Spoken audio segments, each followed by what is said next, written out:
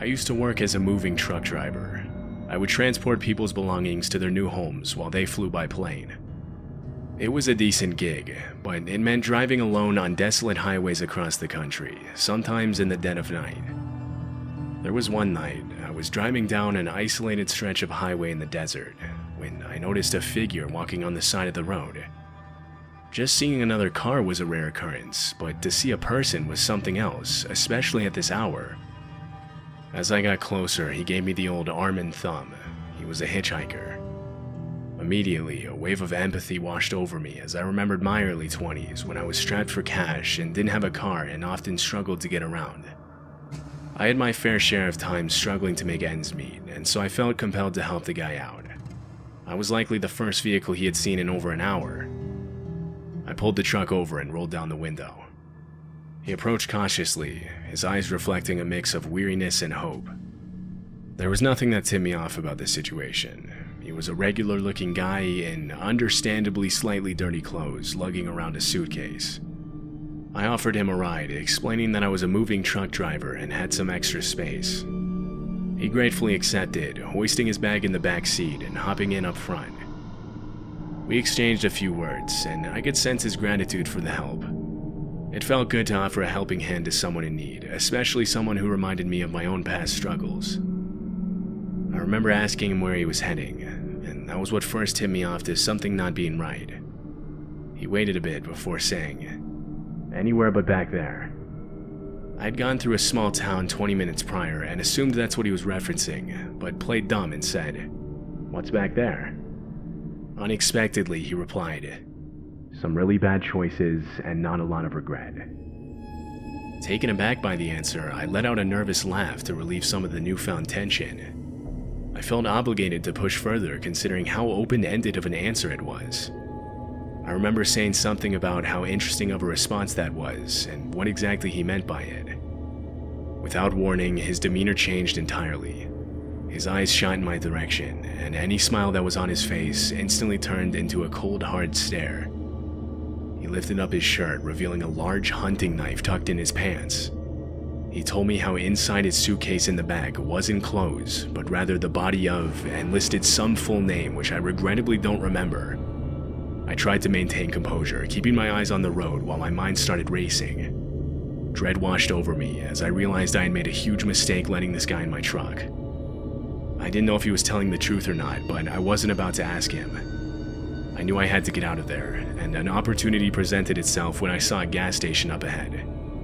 I made up some excuse about my truck acting up and told him I would have to pull into the parking lot. As soon as the truck came to a stop, I got out of the driver's seat and ran into the store, leaving the man behind, frantically telling the cashier to call the police.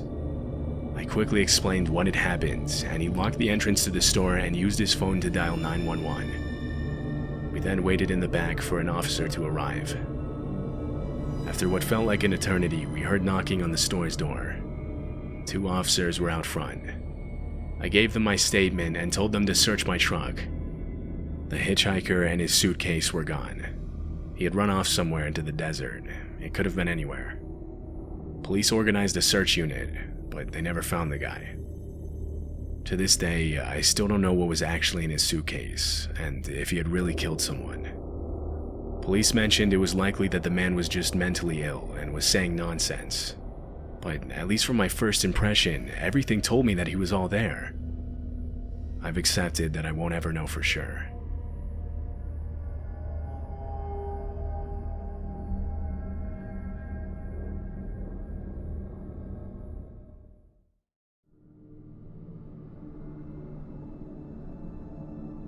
I was on a week-long hunting trip at my uncle's cabin in Alaska. My uncle owned a large chunk of land out there and would time and again offer me his cabin for a few days free of charge. I've always had a love for hunting and take almost every chance I get to go up there. There's just something nice about the cabin in the woods with no internet type of setting that I've grown to love. I was lucky enough to find a sturdy tree stand after walking around in the woods for a while. Arguably the best time to hunt is very early in the morning. I found the stand an hour before sunrise using a strong headlight I had bought a few years back. As I sat up there, it started snowing. I regretted not bringing an extra jacket, but I figured I'd be fine if I kept my mind busy until the sun came out and started heating things up. My wife had recently bought me a night vision scope, and so I pulled it out looking for any game. Surprisingly, just as I looked down the scope, I heard movement in the distance. But it wasn't a deer or any animal I was expecting. It was a person. My first thought was it was another hunter, but he wasn't wearing anything orange, which was required of all hunters during rifle season. And plus, he didn't have any hunting gear. He was dragging a large duffel bag and had a shovel. He was wearing a t-shirt, but other than that I couldn't make out any details. It was still dark outside, and the night vision could only do so much. Despite the cold, my hands started sweating holding the scope up to my eye. I was terrified knowing I wasn't alone out here. I continued to watch him. He grabbed the shovel, looked around, and started digging in the dirt. I was pretty sure I was witnessing a guy burying a dead body on my uncle's property. I had to have stayed frozen like that for at least 15 minutes watching the guy. I had no way of contacting anybody, and if I moved to try and get down, he would surely hear me. The hole he was digging kept getting bigger, and I knew I had to do something. I couldn't stomach what I was watching. At the same time, I feared making even the slightest movement. Yes, I had a gun if it came to it, but I was not going to shoot a person. I put my rifle down to put my headlight back on, getting ready to run.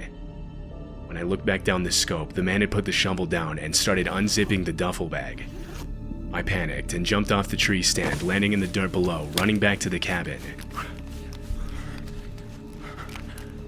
I'd love to say that I heard footsteps behind me, or I looked behind me and saw that I was being chased, or something cliche, but no. I ran the 4 to 5 minutes back to the cabin with nothing. I started my car and drove into town to call my uncle, who showed up with me later that evening back at the cabin. We each grabbed a rifle and started back towards where I thought I had been. We couldn't find it at first, but eventually we found a trail of footsteps in the freshly laid snow. Following them backwards led us straight to the tree stand I had been in. Nearby was the hole left in the ground. Though it was just that, both the duffel bag and the shovel were gone.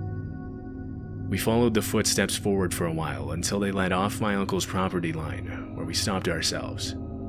The tracks ran into the vast expanse of the forest. I can't say for sure what I witnessed that morning, but there's a good chance it was someone attempting to bury a body. I can't think of a better reason that they would be in the middle of the forest, in the pitch-black darkness, with a shovel and a large duffel bag. I haven't been to my uncle's cabin since.